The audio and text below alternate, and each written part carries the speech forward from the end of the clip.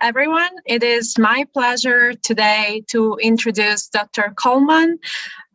He got his bachelor degree in chemical engineering at the University of Virginia, UVA. He got a PhD in neurobiology at the University of North Carolina, Chapel Hill. After 2 years as general surgery resident at the University of North Carolina Hospitals, he joined the Cruise Lab as a research associate, and he then became assistant professor of pharmacology at the University of North Carolina School of Medicine, and he is a member of the Bowles Center for Alcohol Studies.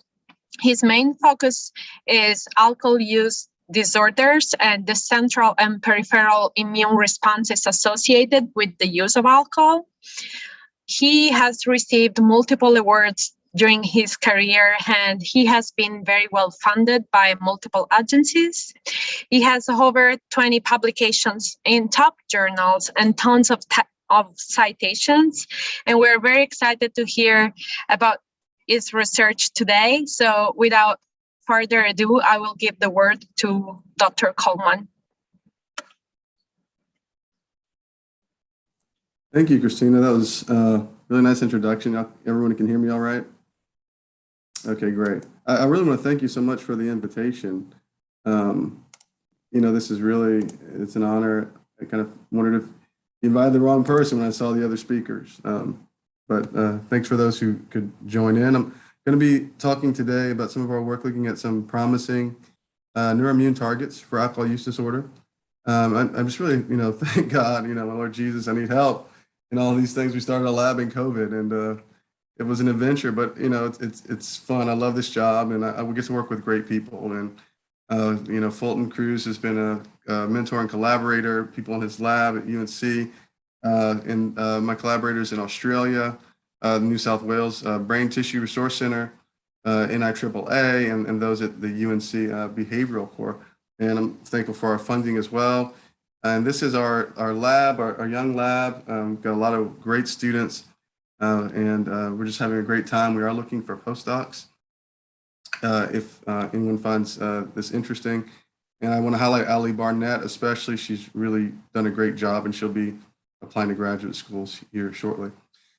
So kind of the targets I think are promising potentially. We've studied a lot of looking at neuroinflammation and neurodegeneration in the context of alcohol use disorder. Neurodegeneration is kind of one of the hallmark features of the disease. And I'll talk about TLR7, toll-like receptor 7 as a potential target for some of the kind of neurodegeneration associated phenotypes in alcohol use disorder.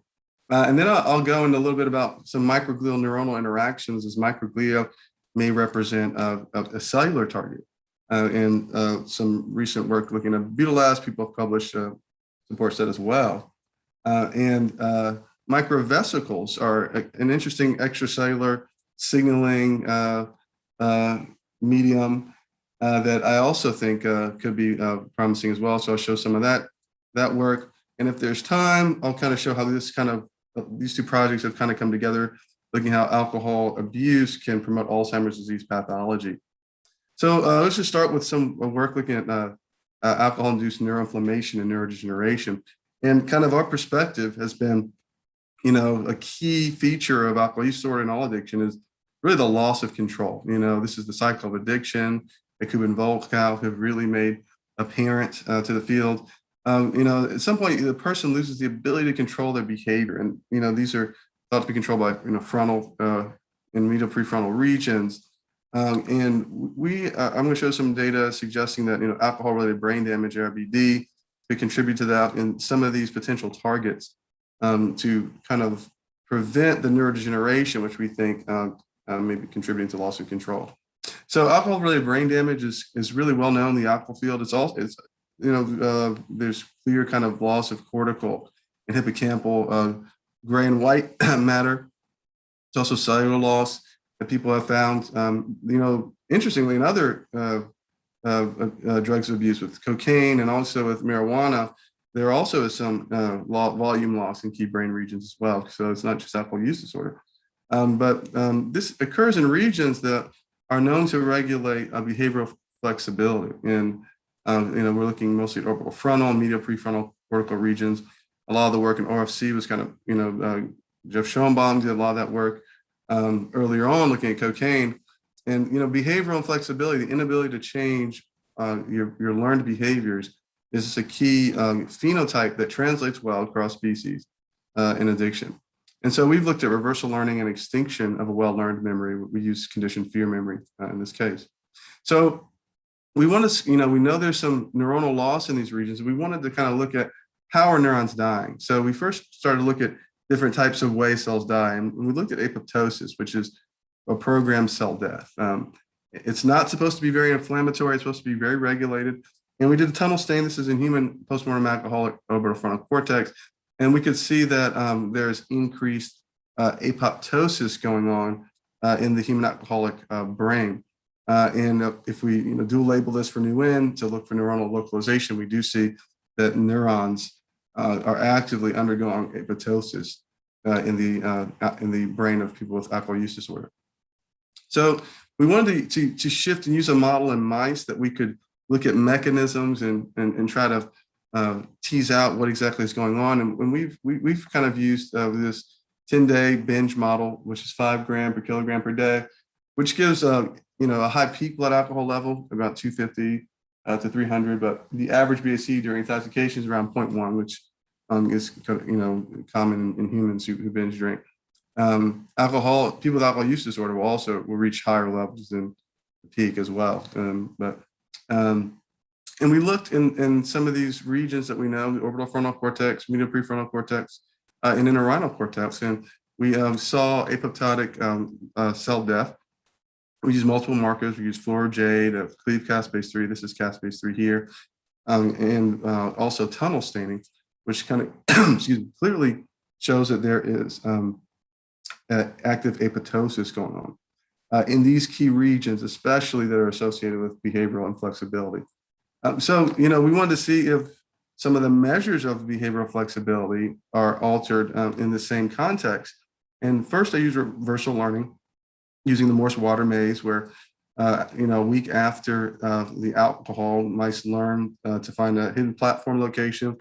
And then you switch the location to another quadrant, and they have to unlearn what they previously learned and reverse their behavior. And you can see both ethanol and control treated mice, they both learn that the task over a 5-day period, and no difference is there. But when we switch the location, that's where we saw deficits with alcohol. So you can see here, when we reversed or changed the platform location, the control mice learned faster than the ethanol treated mice. And this is you can see this clearly with the probe trial that was done after reversal. The control mice kind of spent more time in the most recent quadrant where they learned, whereas the ethanol mice were kind of swimming around. And again, this is more, we're thinking this perspective of orbital frontal to striatal circuitry. Another index of behavioral inflexibility is memory extinction. So the ability to forget what you've learned, well-learned behavior. So we use conditioned fear memory, which is really a strong Pavlovian encoding response, and where mice associate a tone with a foot shot. And over different sessions, you can see both the control and the ethanol treated mice learn this association. We then went to an extinction period where we put mice in a novel, different context and play the cue without any foot shot. And this is freezing. I'm sorry, I meant to note. And we look at how they abolish their learned freezing behavior.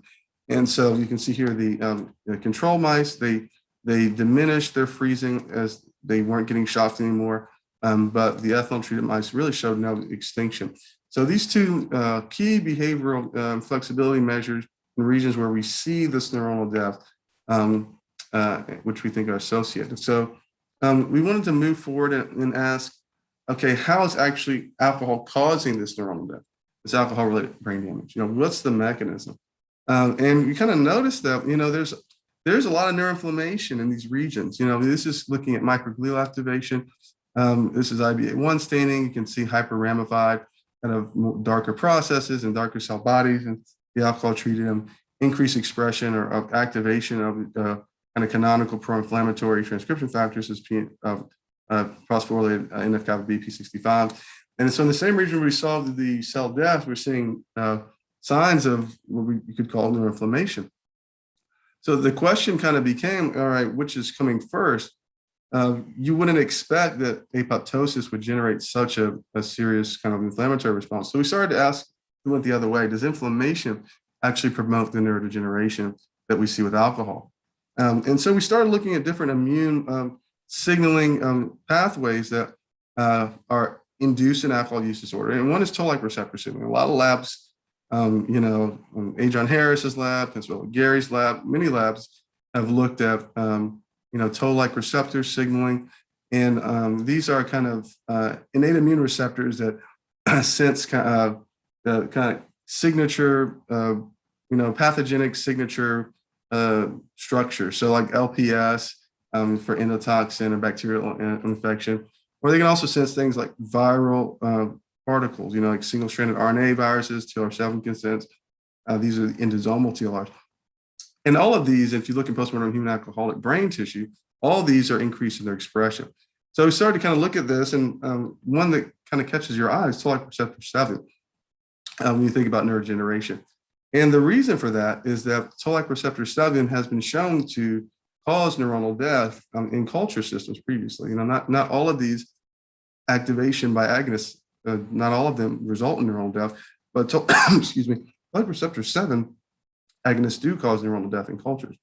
And Sajid Lehman's group found initially in HIV work that that there are endogenous kind of molecules that mimic or look like single-stranded RNA viruses that can activate TLR7 and lead to cell death. And LET7B is one of those microRNAs. It's GU-rich, and it can activate TLR7 when it's enclosed in a vesicular membrane. So we started to ask, does this signaling system contribute to alcohol-induced neurodegeneration? And through a few studies, we found that we were looking at LET7 and TLR7 signaling. We first want to look in postmortem human alcoholic brain. We want to make sure all our findings translate. And we saw that toll-like receptor 7 expression is increased in the orbital frontal cortex. And this correlates with lifetime alcohol use, suggesting there may be an association with the duration of disease and extent of disease. So we went back to our 10-day model where we found neuronal death in these key regions. And we looked at toll-like receptor 7 and saw toll-like receptor 7 was also increased. And this was in kind of duration dependence. If they only have 4 days of alcohol, there was the induction was between that of control in 10 days, similar to what we find in human alcoholic brain. And if we do co-immunofluorescence, we found that the majority of it was in neurons. And this was kind of surprising, but, because we typically think microglia with TLRs, but it was in neurons, it was increased, it can cause neuronal death. So this raised a lot of flags for us. When we looked at the endogenous ligand, we saw that's also increased in mouse brain. So we did a series of experiments to try and see if this LET7, TLR7 signaling contributes to alcohol-related brain damage. And for this, we turned to our organotypic 3D brain slice culture with Jian Zhao at UNC, where there's a common model where you give 4 days with ethanol, 24 hours into withdrawal, you see robust neuronal death. And that's kind of what this is showing. This is propydium iodide stain. This is hippocampal and interrhinal regions, where after 4 days with 24-hour withdrawal, we see increased neuronal death. And this is quantified over here. So we did various insults, to try and block this pathway, either blocking LET7 with antagomeres, siRNA against TLR7, or a small molecule antagonist, which I'll talk about in a moment more, to toll-like receptor 7. And we saw that all of these blocked ethanol withdrawal-induced neurodegeneration. So this really, it was kind of impressive and surprising, but we thought, well, maybe TLR7 really is involved in this neurodegeneration. And so I mentioned this compound, which is a TLR7 antagonist, EMD Serona, developed this compound. And we've been working, working with them in 5049, and they gave us some to try in our human binge model, rodent binge model, where the 10 days of alcohol with or without the TLR7 antagonist. This is for J-setting, again, ethanol, increased apoptotic neuronal death. I think this is interrhinal cortex. And this was totally abolished by the TLR7 antagonist. So both in slice culture, ex vivo, and in vivo, we're seeing that blocking TLR7 can prevent some of this neuronal death. So this is kind of what we think is the pathway here, that ethanol is causing LET7 to be released in these vesicles, and I'll get that in a moment. That hits TLR7, leading to neuronal death. We were starting to ask, okay, is there a cellular mechanism? Is this, for example, is this released by neurons, microglia, or astrocytes? So we used cultured cell lines and treated them with ethanol, and found that it was primarily microglia that really secreted LET7 in vesicles with ethanol, a little bit from astrocytes. So this kind of brings us to thinking that there's a microglial neuronal interaction. And so we started to look at this and ask the question, okay, are microglia actually responsible for this neuronal death? And this could be a cell-cell communication where you could actually block microglial activation potentially to prevent some of these deaths. So to do this, we wanted to really specifically inhibit microglia. And a lot of the compounds that are available that are anti-inflammatory, they have effects on other cell types. So we wanted to use an approach that would inhibit microglia specifically. So we turned to a chemogenetic approach. Most of you are probably familiar with the GiDREADD technology. Inhibitory DREADDs, it's commonly used in neuronal studies to modulate neuronal function. Brian Roth developed these at UNC, but we wanted to try and see if we could use them to modulate microglial function. And some others have done this with chronic pain before. So we developed this schema here where we got mice that had a microglial specific promoter, the CX3CR1, a estrogen receptor dependent CRE under a microglial promoter, and bred them with DIO GiDREADD mouse. So basically, when CRE recombinase is activated, you'll get GiDREADD expression. It'll cut out the stop cut on your GiDREADD expression and expression of your M-citrine.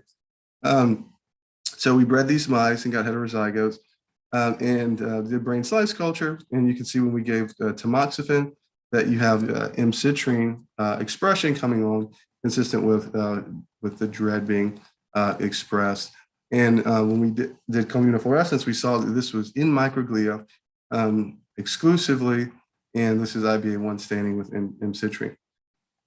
So, we thought that GI inhibition would inhibit pro-inflammatory microglia. There's some support for that, a little bit in the literature, and then, a lot of the endogenous kind of inhibit GI protein receptors on the surface of microglia, like fragment receptor, they inhibit pro-inflammatory activation of microglia. But we wanted to make sure that this was true. So we used this culture treated with ethanol, with or without CNO, to activate the GiDREADD to see if it would block pro-inflammatory signaling with ethanol. And we saw that it did. So ethanol induced, this is like TNF, MCP1, so you can see pro-inflammatory activation by ethanol. In the presence of CNO, it was abolished, and CNO alone did nothing. So now we have a model, a system, a tool that we can specifically inhibit microglia and see their role in alcohol-induced neuronal death. So we, again, use the slice culture and induced GiDREADD expression in these mice and treated with alcohol. And again, with alcohol, you can see we get our increase of cell death. But when we added CNO, this was completely abolished. So this really kind of supporting that, pro-inflammatory microglia are causing or promoting neuronal death in response to alcohol, which could make microglia themselves a potential therapeutic target.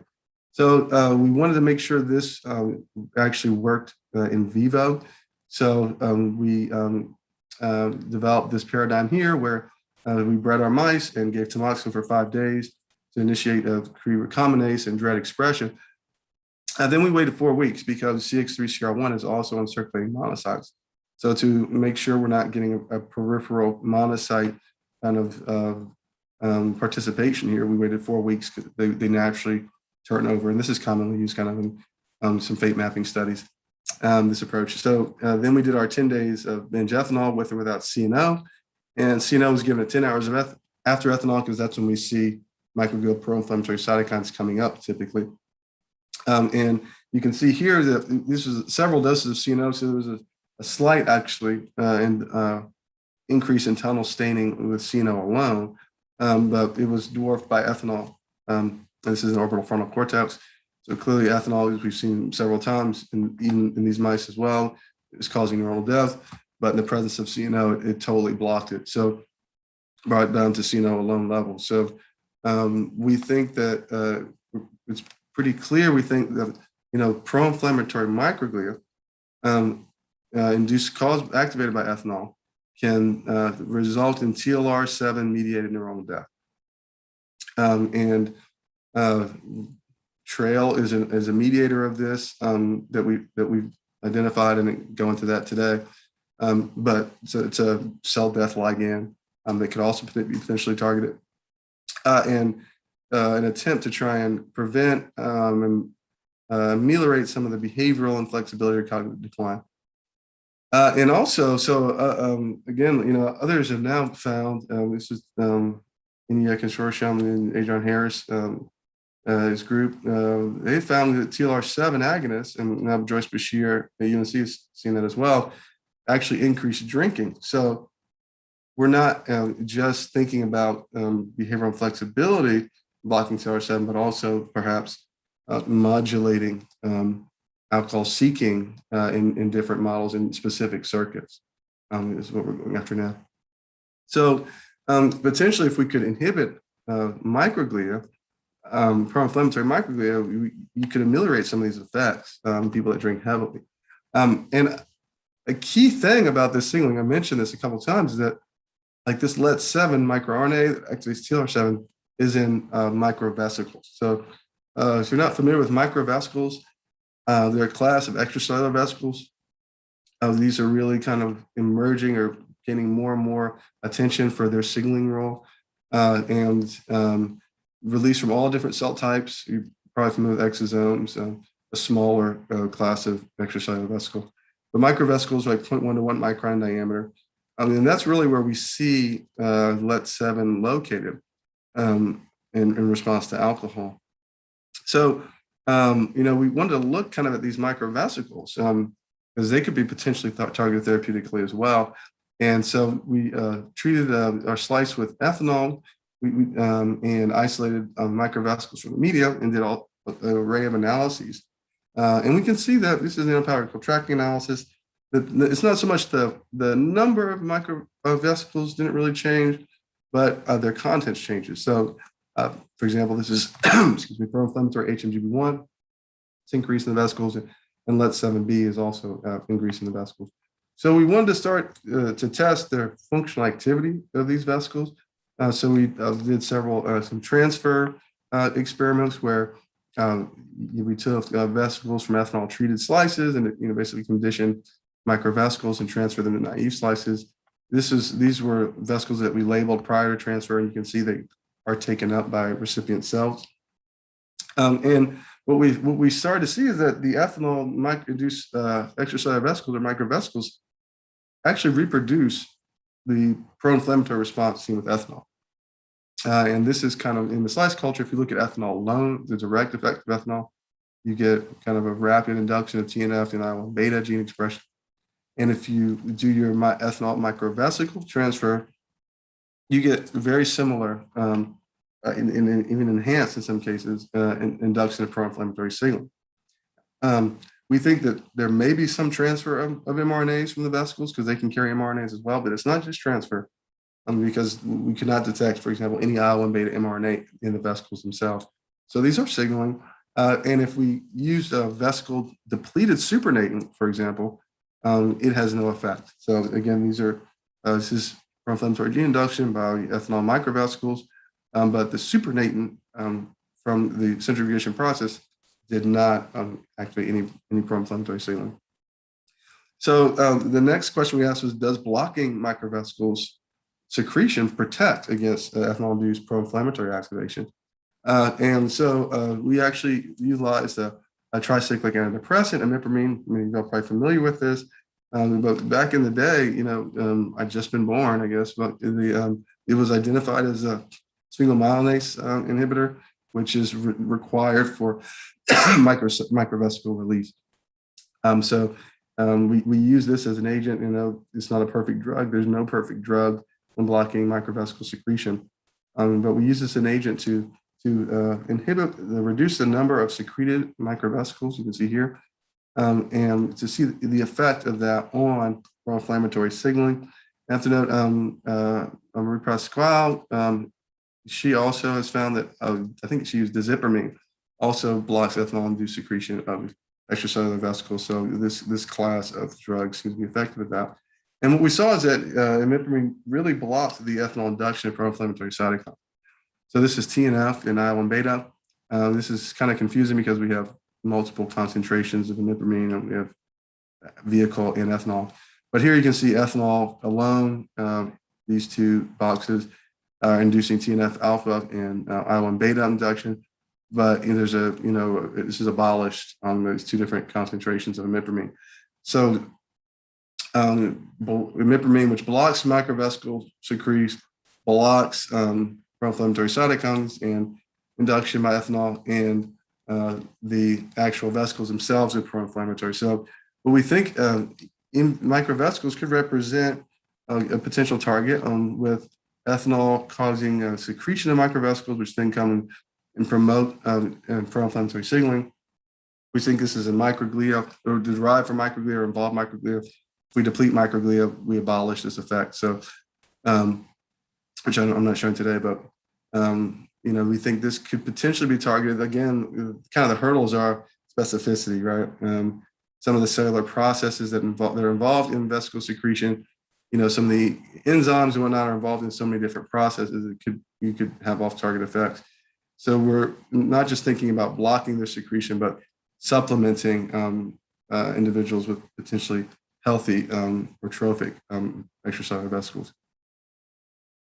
So that's one approach. So another that we're thinking about is kind of going at the microglia, reprogram, if you will, the microglia. And this is kind of from a review that looked at a microglial repopulation or microglial regeneration. So microglia can be depleted using antagonists to a trophic receptor, CSF receptor 1. And these antagonists cause microglia to die. But if you take the subject or the mouse off the drug, they then repopulate from remaining microglia or endogenous progenitors. There's been some debate about that. But we sought to see, okay, could this kind of reverse some of the long-term persistent pro-inflammatory effects caused by alcohol? So we used our brain slice culture to do this first. And so you can see here, these are kind of microglial staining. There's a whole lot of microglia in the control slice. And when we deplete with our PLX compound that blocks the CSF receptor 1, you get nearly 90% of the microglia are gone, more than that. And then as you remove it, they repopulate with time. And so what we saw is that if we treated the slices with ethanol and just, then left them alone. So this is a person who drinks heavily, perhaps earlier in life, maybe adolescence or something, and then stops. And what we actually saw is over many weeks, or a couple of weeks in culture, that the induction of these pro-inflammatory cytokines grows even after ethanol is gone. So immediately after this ethanol treatment period, you can see about a 2-fold induction of TNF alpha and IL-1 beta. But in slices, we just let them continue on. It was up to 4-fold induction. This is relative to age match or days in vitro match controls.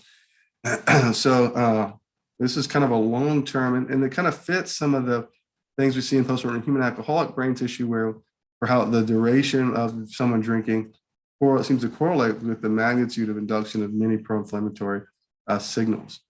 So we thought, okay, could we kind of start things over again? So if we depleted microglia and then let them repopulate, would they come back like young, healthier microglia?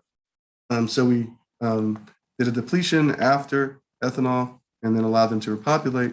And what we saw is that, it's as if these forgot that they saw ethanol, and so, And these microglia had a lot of different qualities that made them seem a little more trophic than these more pro-inflammatory polarized microglia. I think there's epigenetic programming that occurs with ethanol, and you could potentially reverse that with epigenetic inhibitors, or you could potentially just the regenerative medicine approach and regenerate the microglia.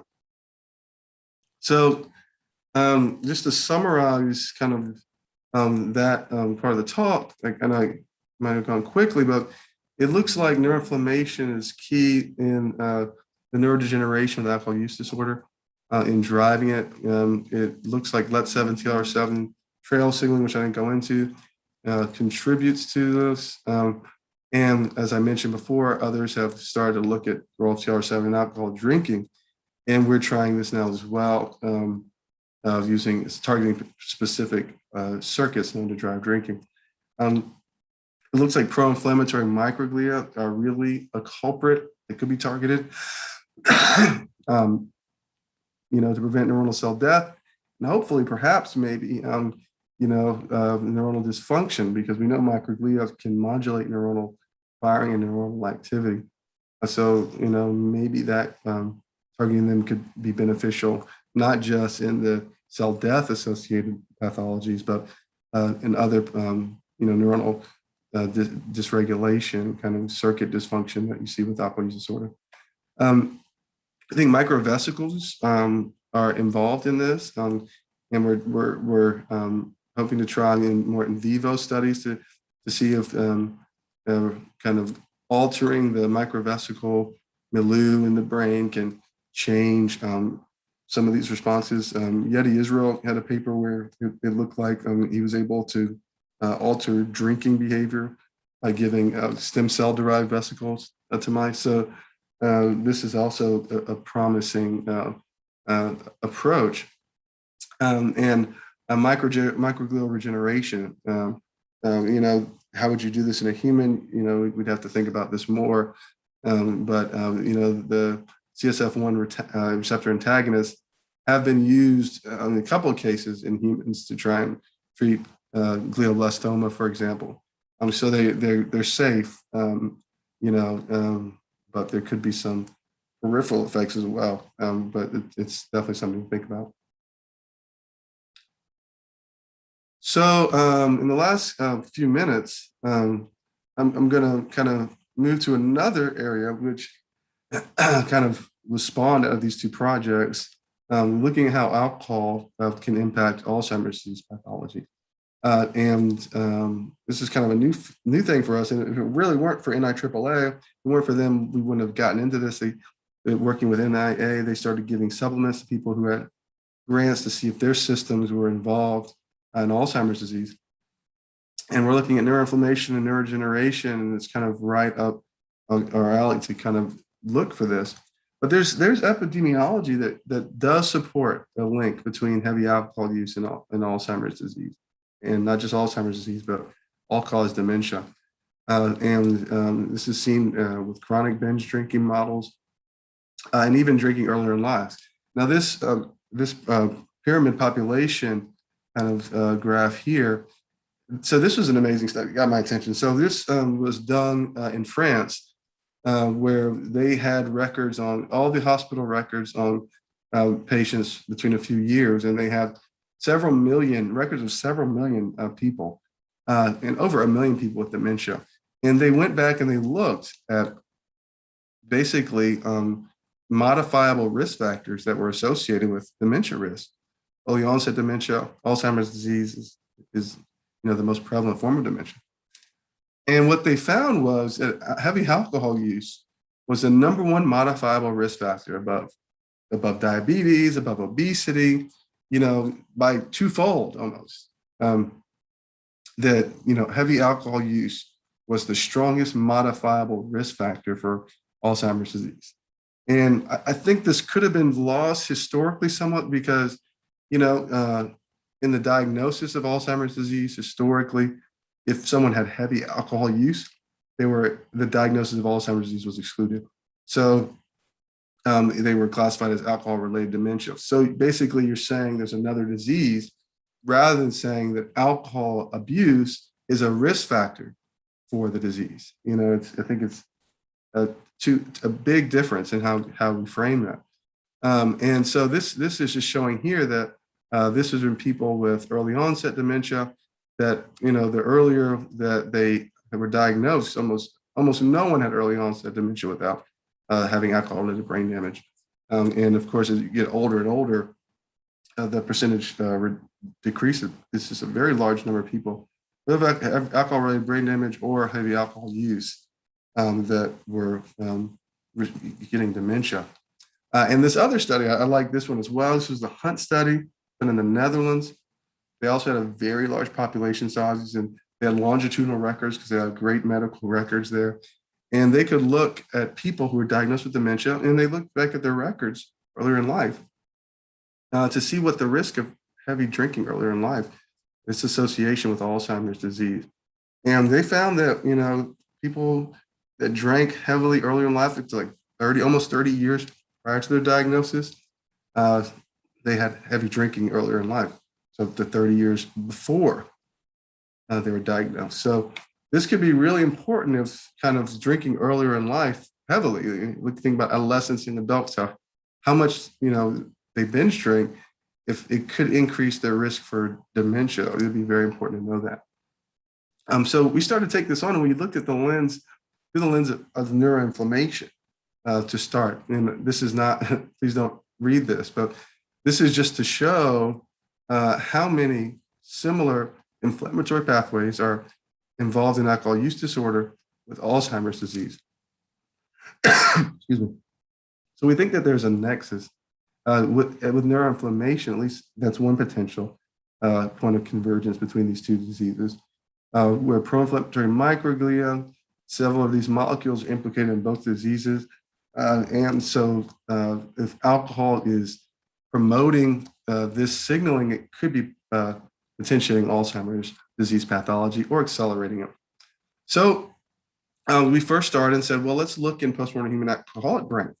And we wanted to look in a region that is affected by alcohol, but, you know, is kind of later affected in Alzheimer's disease, to really kind of see if there's any kind of risk. And so we chose the ventromedial prefrontal cortex.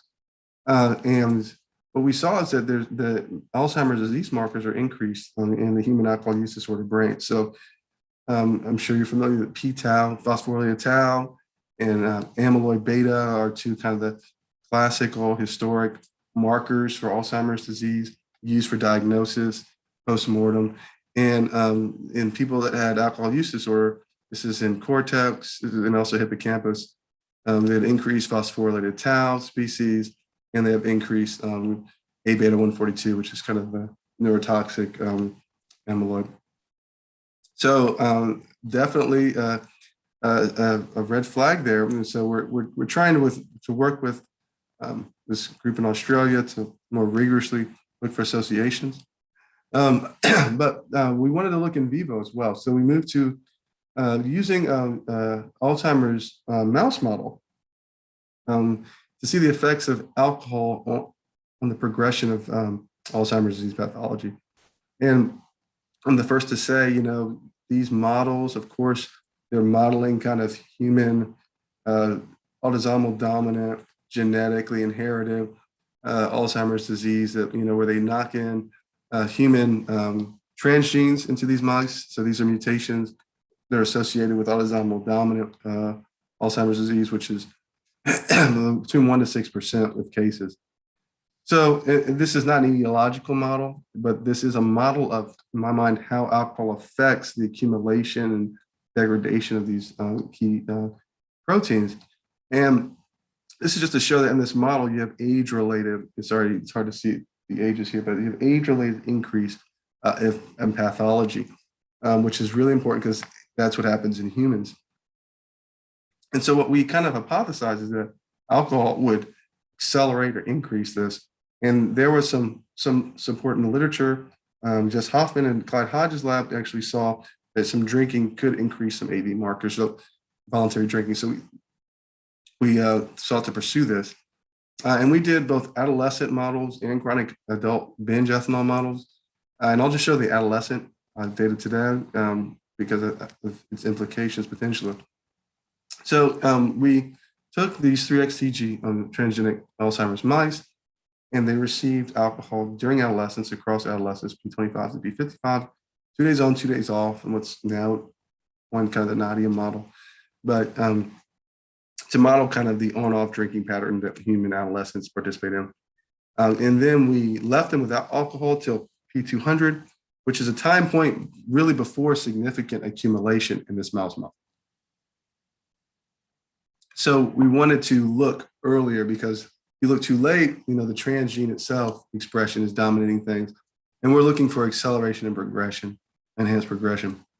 And what we saw is that if you look at hippocampus, this was primarily really in females, we saw a difference. We saw an increase A-beta 142 in the hippocampus and also phosphorylated tau species as well. So similar to our findings in postmortem human alcoholic brain, alcohol is increasing the levels of these Alzheimer's associated proteins in the key brain region. And if we did immunohistochemistry, we looked in other regions, like in the subiculum, you can see this is intraneuronal amyloid beta 142, which is kind of the precursor to the generation of amyloid plaques. So this is considered an earlier pathologic lesion. So ethanol is increasing that, suggesting it could be accelerating the disease process. Also, if we look at the amygdala, and sorry, this is kind of small. This is kind of more lateral and basolateral amygdala. And the adolescent intermittent ethanol really increased A-beta in the amygdala. So we're seeing this enhancement in pathology. We want to wonder, okay, is there a connection with pro-inflammatory signaling? So we did RT-PCR to measure several pro-inflammatory cytokines, and they were all up persistently with ethanol. So this, again, they don't have alcohol for over 130 days, but these were persistently elevated, kind of like I showed in the slice culture earlier, where you could potentially deplete microglial and come back, normalize things. But anyway, these were persistently elevated. And if we correlated the expression of these genes with the level of protein pathology, we saw that they were highly correlated in the ethanol treated, suggesting that there may be a connection between it's hard to tell if it's, chicken or egg, but definitely a connection between the two.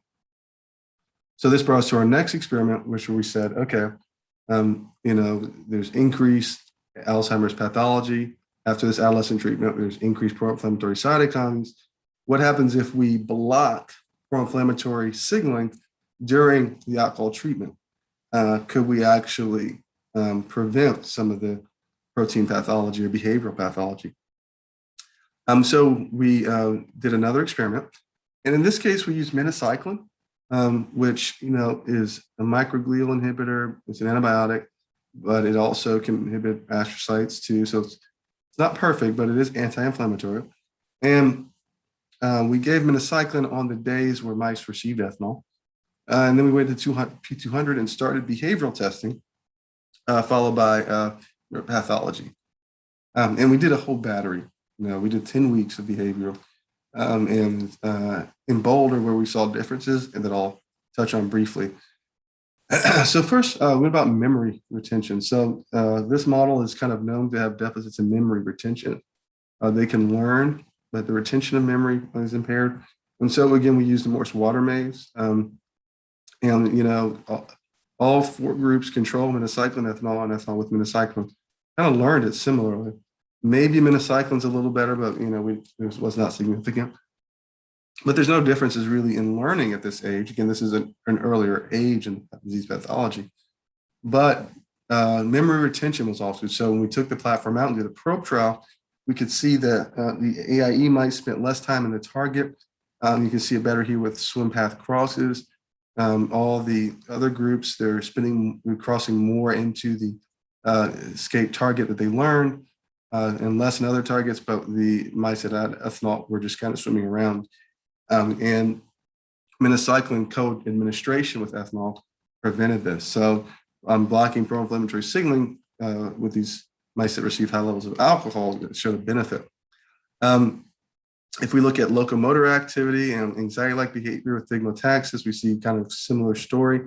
Locomotor activity is assessed in two different ways, just open field, and then an habituation during the novel object recognition task, which essentially is an open field test, but it's only 10 minutes. You can see, the alcohol-treated mice were less active. Those that had alcohol and minocycline, their activity was more normal. Similar thing with anxiety-like behavior. There was reduced time spent in the center by mice that had adolescent alcohol, and this was prevented by blocking anxiety-like behavior, blocking pro-inflammatory signaling. So some relationships here, and we wanted to look at another kind of measure of what I think is kind of a social measure, but it's also an anxiety-like measure, and that's sociability. So using the 3-chamber sociability task. In this task, a mouse has, the free mouse here, has the option to explore 3 different chambers. There's holes here that can move freely. You can explore like a novel object, or you can explore a stranger mouse within a novel object. And most healthy mice will prefer to sniff the stranger mouse. And you can kind of see that here. The control and really minocycline enhanced this, which was surprising, but really an increase in sociability with minocycline. But there's a preference for the stranger mouse typically. But in AIE, the mice that had alcohol during adolescence, there was no preference here whatsoever, and this was got normalized by blocking pro-inflammatory signaling with minocycline. So. A couple different anxiety-like behaviors that were prevented by minocycline. We wanted to see, okay, does this relate with any difference in pathology? So we went back to the amygdala. We know it's involved in various anxiety-like behaviors and sociability as well. And what we saw was, that the adolescent ethanol really caused an increase in amyloid beta 142 in the amygdala, like we showed before. But this was abolished by blocking pro-inflammatory signaling. So, and this is quantified here, and there's really a negative correlation between the amount of amygdala A beta and the social preference for the stranger mouse. So, kind of linking the Alzheimer's pathology with the pro-inflammatory signaling induced by ethanol and behavioral. This behavior to me is important because one of the most difficult things in Alzheimer's disease is when people forget their family members or they just withdraw, and that's painful for everyone. And so, if we can start to understand this a little more, we're trying to look at, okay, what are the cellular mechanisms? Why is alcohol increasing, resulting in an increased level of A beta in these brain regions? And why is blocking pro-inflammatory signaling prevent that? So we're looking at different things, and it may be simple as activity, neuronal activity, but we're not sure yet. So just to kind of wrap up that part of the talk, there seems to be an association between alcohol use, heavy alcohol use, either during adolescence, early life, or in adulthood, with risk for Alzheimer's disease. I think it's clear. And we see this with neuropathology, with increased AD markers in human alcohol use disorder cortex and hippocampus, and with ethanol during adolescent ethanol, persistently increasing AD protein pathology with associated memory and sociability deficits. And if we block the pro-inflammatory signal during the alcohol, we can blunt these persistent behavioral effects and accumulation of amygdala A beta. So we're trying to explore this more and look for other ways that we could potentially reverse this and really work more with human AD brain tissue to see how relevant this is to human Alzheimer's disease. So just, excuse me, I'm sorry, I'm hoarse, but thank you for your time, your attention today. I know we're almost ready for the holiday. I know I am, at least in the United States, Thanksgiving next week. But we think that, we're in the field are moving toward neuroimmune targets. And like I said, looks like there's evidence that the beta might be beneficial in some ways. But, we're going to have to figure out when to treat, what cells to target, what molecular pathways to target for what behavioral phenotypes. Hopefully that we as a field can do that. The neuroinflammation we think is promoting the neurodegeneration, at least the apoptotic neuronal loss contribution to that, and that this is, could drive behavioral inflexibility. And we're now we're doing experiments to block neuronal loss and seeing if that reverses behavioral inflexibility. Lead-7 TLR7 seems to be key. And TLR7 antagonists, we're still, it's hard to get drug companies always excited about alcohol use disorder when this and TLR7 antagonist has been tried for COVID. That's what they're trying to use it for COVID treatment because COVID-19 activates that receptor. But we're trying to get them excited. We can do more studies looking at kind of the effects of TLR7 and kind of dysfunction in drinking. I think microvesicles could be an important target to prevent proinflammatory microglial activation. And not just with addiction, but with other neurodegenerative diseases related to alcohol use disorder, specifically Alzheimer's disease. And with that, I'll stop speaking and I'll take any questions that you might have. Thank you very much for the talk. We have a couple of questions in the chat.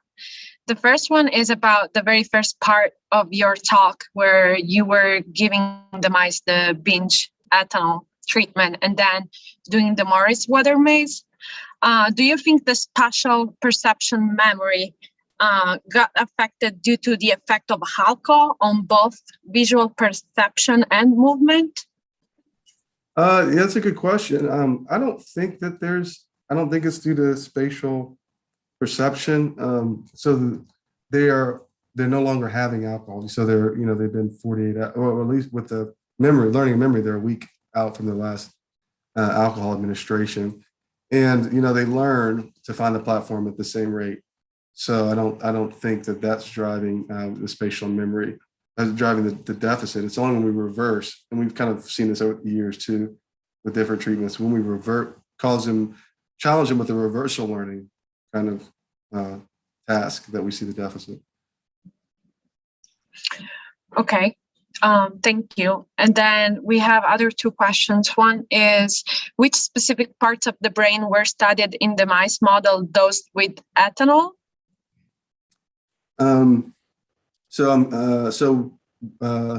We looked. I think it was. Yeah, I think it was the prefrontal cortex. Yeah. So the 10-day we did orbital frontal cortex. Sorry, I wasn't clear. Orbital frontal cortex, medial prefrontal cortex, and interrhinal cortex. And then in the Alzheimer's studies, interrhinal cortex, subiculum, and amygdala is where we've been looking. Megan, did you want to add something? No, I was just trying to clarify. I just saw when the question came in, so was trying to clarify what part of the talk the question was asking about. But I think you handled that perfectly. Okay, sorry. And also, what gene was inserted to make the Alzheimer's mice? Yeah, so sorry, I didn't spend more time on that. So this is a triple transgenic mouse. So there are 3 mutations. One is the APP Swedish mutation, which is an amyloid mutation. There's a presenilin-1 mutation, which is an amyloid processing gene, and then there's a tau mutation. So you've got 3 human transgenes in the mouse. It's only expressed in neurons, and I think it's pretty amazing to me that it is age. It only, you only see pathology with aging. You don't see it earlier in life. So I think it's a decent model, I think. Yeah, excellent. I have a question too, if I may. Yeah, please. It's about the study with the adolescent and the ethanol. So you are doing all the behaviors very far from the last ethanol administration. Mm-hmm. And I know you're looking at the neuroinflammation, but are you considering the withdrawal effects on, for example, memory and other behaviors, or is that time point very late to see any withdrawal effect? I'm not sure. Yeah, so withdrawal effects we typically see go away within about, at least acute withdrawal effects within 48 hours, definitely within a week. So we're kind of pretty far from that. You know, it's kind of a mystery how it's so long lasting to me. You know, we're trying to figure that out. I wonder if there's epigenetic reprogramming of your microglia, changing neuronal function, or epigenetic reprogramming of your neurons, you know. So we're not really sure why it persists so long. Great, thank you. We have other questions in the chat. So a study by Hardwood 2010 has shown a presence of an APOE epsilon 4 allele, as well in a history of heavy smoking associated then with an earlier onset of Alzheimer's disease by 3 years. Do you think that heavy drinking smokers are then a target to study in relation to Alzheimer's disease? Yeah, it's a great question, and I mean that's a good study. It was one of the earlier studies, and I think absolutely it's important to look at. The comorbidity is very high between smoking and drinking, as you know, and smoking is I think it's associated with like a 1.5 to 2-fold increased risk of Alzheimer's disease, depending on where you look in and of itself. So I think there's definitely worth looking at interaction there.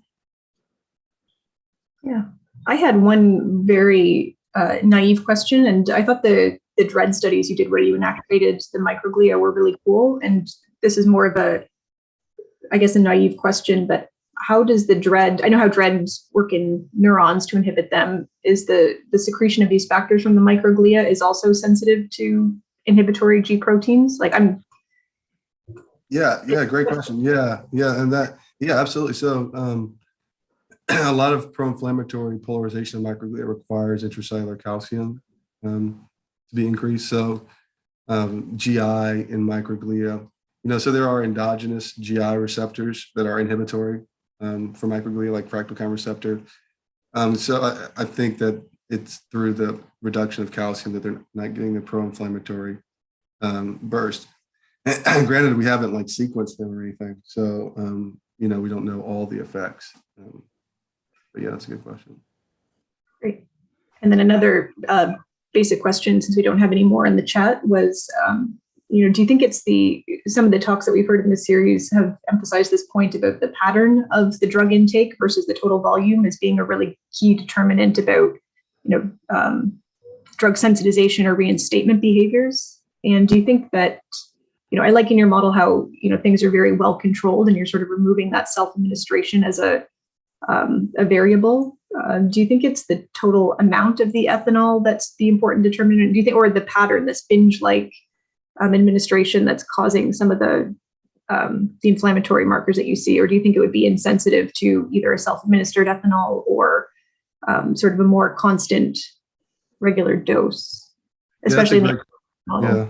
Yeah, that's a great question. And so, you know, we do investigator administrated, one, because we can get high, we can control the blood alcohol concentrations, we can get higher, more comparable to humans, that it's harder to get with self-administration. But definitely, I think multiple withdrawals, and there's been a lot of work to support that, like the multiple withdrawals is an important factor and a key aspect. So now we're trying other approaches to increase your self-administration. So like we're using vapor-induced escalation of self-administration and whatnot to see if, and in those models, we still see TLR7 induction, we see downstream signaling of TLR7. So regardless of what model we've used, the TLR7 signaling is activated. As far as the adolescent studies, there are some subtle differences if you do like 2 days on, 2 days off versus a continuous 10-day treatment. And I think that the 2 days on, 2 days off, the multiple withdrawals really is important in causing whatever reprogramming that we're seeing for whatever reason. I mean, it's the pro-inflammatory, so the microglial pro-inflammatory signal comes up primarily during withdrawal. So as the alcohol goes away, then TNF, and at least in our hands, TNF, IL-1 beta come up in the brain. So, you know, that might be a part of it. Yeah, that's really interesting. Thank you. All right, and if we have no more questions in the chat, we're 2 minutes over, which is great because we started 2 minutes late. So I'll thank Dr. Coleman again for that really excellent, exciting talk. I learned a lot. And I'll remind everyone that in 2 weeks, December 2nd, we have Anna Baylor from the University of Bordeaux, who will be talking about valence processing in the amygdala. So thanks, everyone, and we'll see you in 2 weeks. Thank you. Thank you. Bye.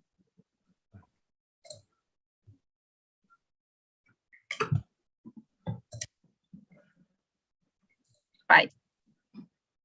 I think I'm not the host anymore because my internet kicked me off. Yeah, I'll hand it. So you have Bye. to stop